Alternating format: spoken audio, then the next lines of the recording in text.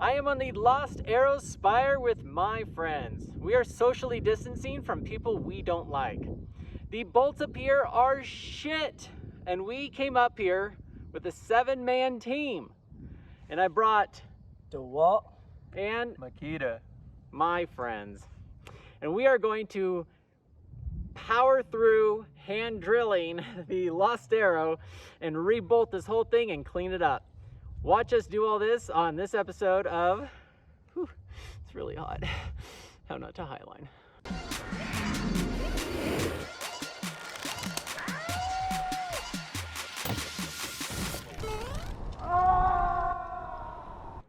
Hi, I'm Ryan Jinks, and welcome to Yosemite National Park on the Lost Arrow Spire. I instantly changed friends up here, and now we have Milwaukee. And we are going to fix some stuff. Alonso and Greg went back up to camp. They're going to tape the high line for this. And Bobby and I are going to plan on what we're taking out, which is all of it, and what we're reusing, which is not all of it. There is so much crap up here. Let me give you a tour. So Dean Potter used these 8 bolts, oh my God, in order to use his winch to rig this line, which had like 5,000 pounds of pressure on it. And so what we're going to do is remove all of them and reuse maybe 2 of them. And I'm thinking maybe these 2 or these 2 with the Fixe glue-in bolts. And we'll explain why we're gonna do 2, 2, and 2, and that's it. Because you can see how much crap is up here. Even right here, I just noticed for the first time, is more crap. And then we have some random ass hole, another random ass hole, whatever the hell you want to call this. We've got some 1/4 inchers here, which we'll just bang back and forth. That is bad. That is badish. And this is what all this tat is. Now this is not all of our gear. This is the highline anchor, but this locker and everything is all tat, and all of this padding under our anchor is stuff that's permanently up here all the time, and it looks like crap. So we're gonna put an official rappel ring station so we can rappel off of right about there, and then 2 bolts for that line. So we're gonna clean this whole thing up, and we're gonna show you as we go. So the reason we're doing 2 bolts is because these Fixe glue-in bolts, whenever we test them in bolt busters, are super strong enough. And it's insane to put 3, 3, and 3 up here when we don't need them. So what we're going to do after you rig your high line off of 2 bolts is you can take the tail or extend off something and clip it to these 2 and these to these 2 and just have something, everything interconnected. And on those sides over there, we're also doing 2 bolts. All we have is Dean's bolt and cams, and that already has 4 bolts. We're not going to change that. Those are glue-ins. Plus, nobody sees those. And that is fine because the rappel ropes are the backup. We don't need to overkill these anchors if we have a safety factor of 10 to 1 or even 20 to 1, because this doubled up into a sliding X is 100 kilonewtons. We did that brake test and it blew our minds. So it's redundant, strong enough, safe. Only 6 bolts up here and everything cleaned up is the goal. Sure hope that goes well. Let me know about what you think about my audio, because we just don't have enough stuff with us to deal with, so maybe next time I can bring a mic. So this is a stainless coupler, and this is a coarse thread. That's what all these are, is coarse thread, to the fine thread. And fine thread goes to his doodad that removes bolts. And this, it's nice to have multiple couplers. It's not like they weigh much. Let's see here. I got it to work a second ago. Hey, there we go. Sweet. It bottoms out. That should have enough threads, but we can pull this up after we spin it by hand here. So this one will also work, because we got just so many to take out that we need this to work. So in national parks, you cannot use power tools. And so for the longest time, I was not sure how we were going to do the Lost Arrow Spire because there's so much to do up here. We want to do this right.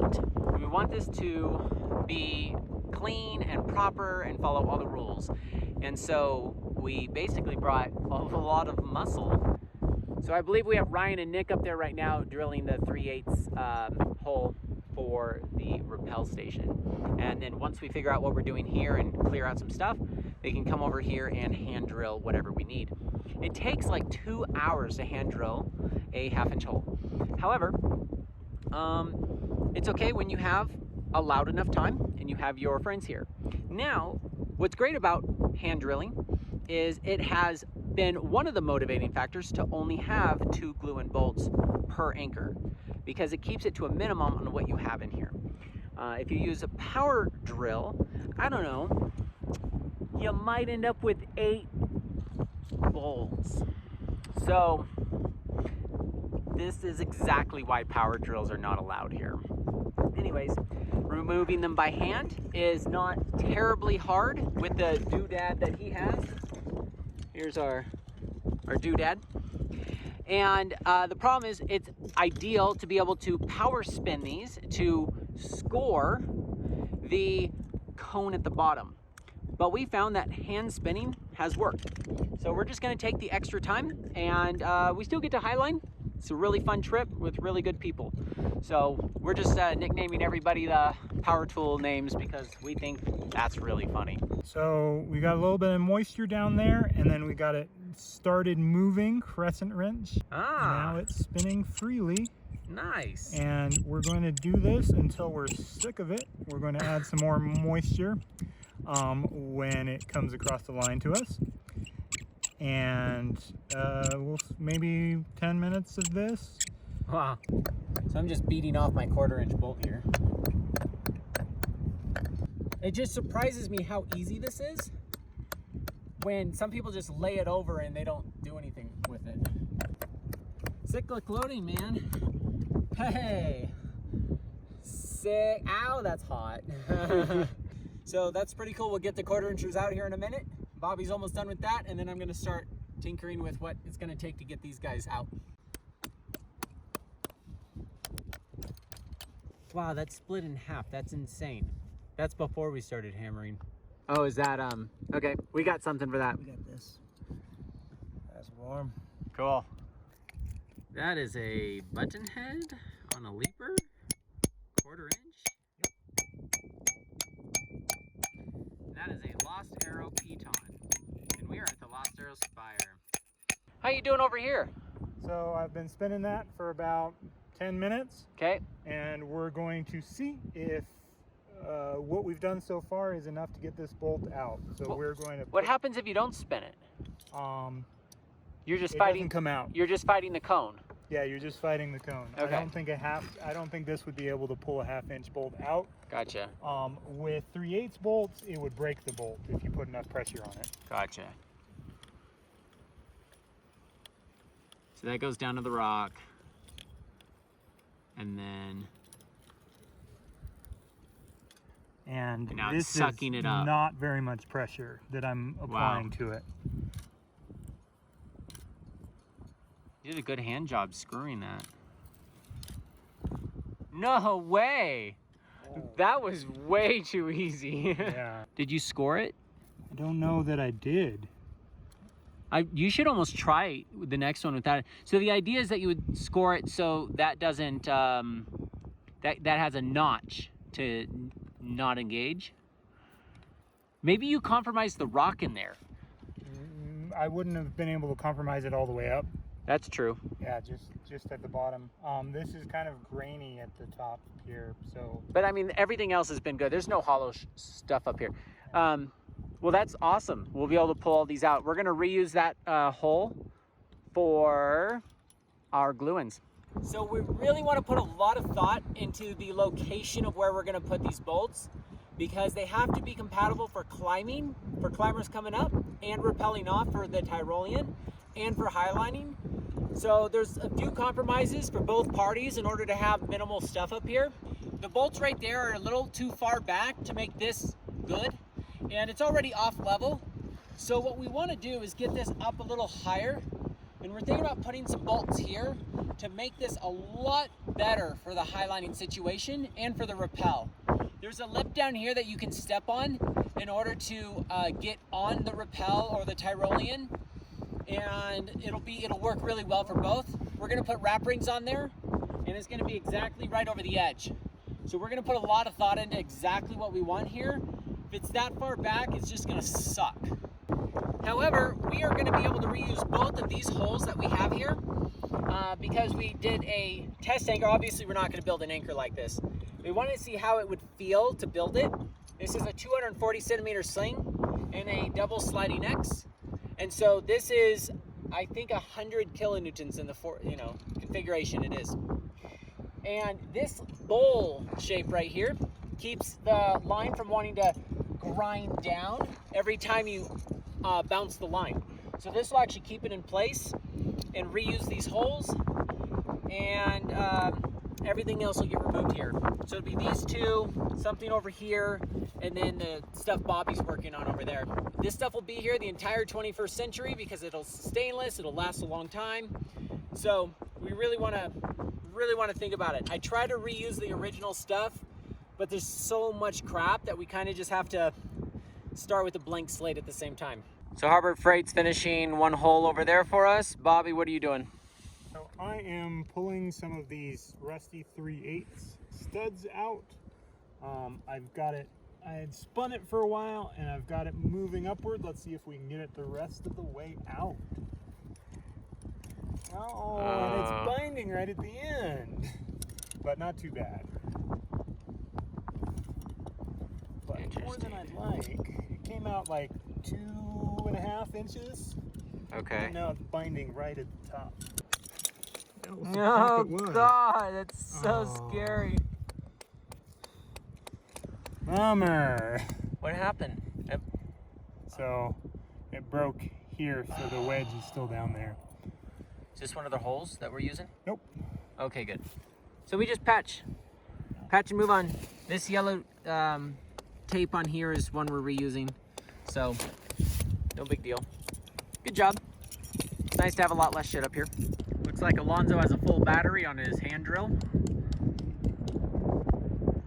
Bobby's still pulling bolts out, and Greg looks tired. Yeah, this should work like the 1/4 inchers. Yeah. Oh, wow. I'm so glad this is not up here anymore. So how are you gonna clean this up? So I'm going to use this chisel to remove as much of the glue in as I can, and then I'm going to patch it. Okay. All right, so we're using some epoxy putty, this JB Weld water weld. What is working really well is that it comes out a nice white color. And here's some examples of a patch. That was a giant hole that somebody had tried to drill in and stopped. And I'll show you how we've been doing it. So you take off a chunk, about how much you think you'll need. Put this away so it doesn't drop off the tower. And definitely don't wear gloves so your fingers look like Bobby's. Yeah. we brought this over from the other, from the cliff.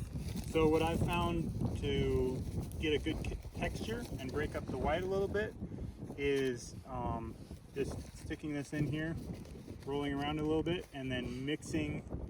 Like sugar cookies. Yeah, so mixing all of that sand in there, and I might do it a little bit more.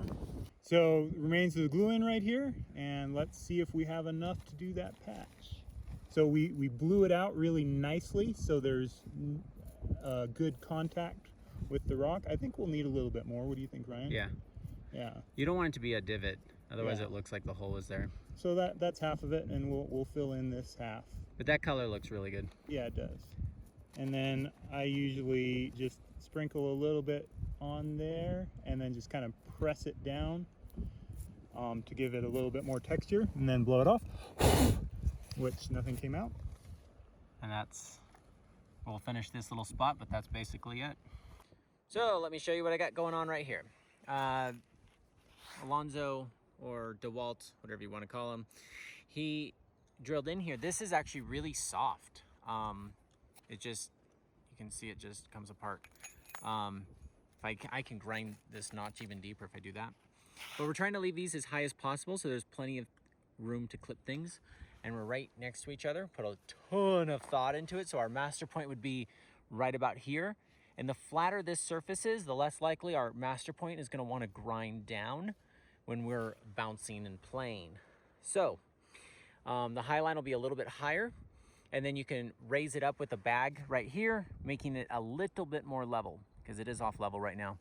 Our chains are going to be about probably right here with a rappel ring.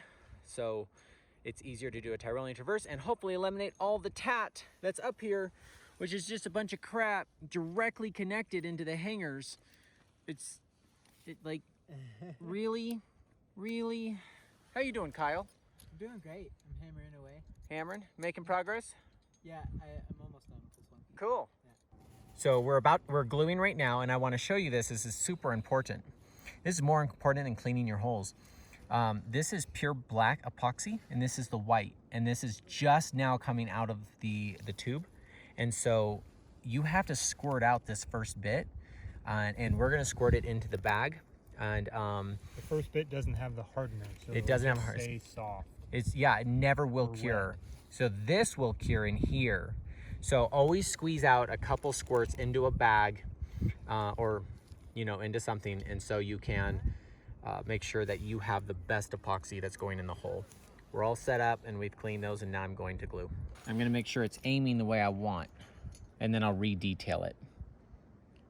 So I want them both, that goes towards the line and that goes towards the line.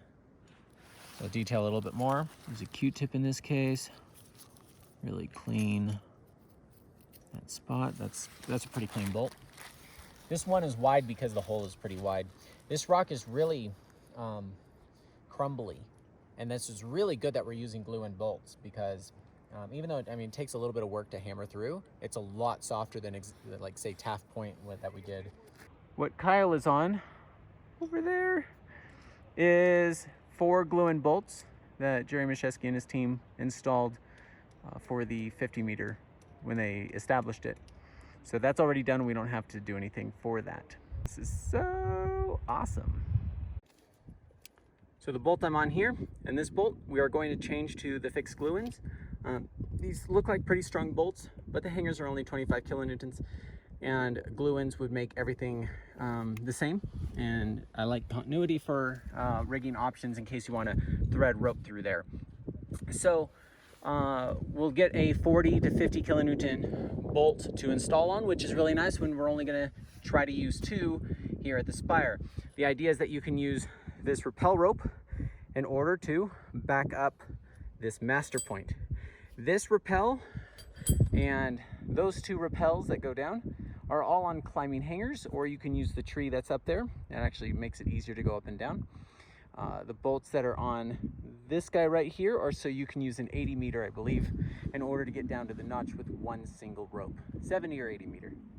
But this way, it's easier to get to the flake if you use the tree because you're not jugging straight up that boulder, but you stay in the gully.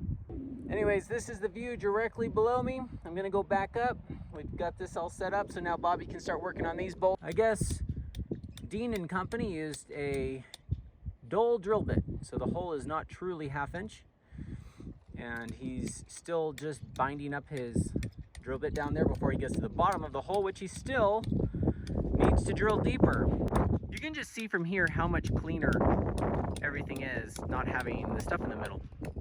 These are our last 2 bolts to glue tonight, and then we'll do a little bit more cleanup tomorrow. Might actually get to highline on this trip. So you probably can't see me. The lights down there are beautiful, but we just finished bolting the 110-foot side. So we can check our bolts tomorrow before we leave because it's important to always make sure the stuff is right and not just leave with fresh glue and bolts.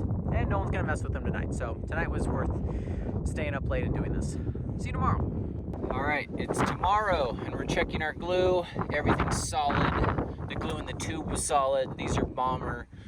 We filled 1, 2, 3, 4, 5, 6, 7 holes and reused 2 of them.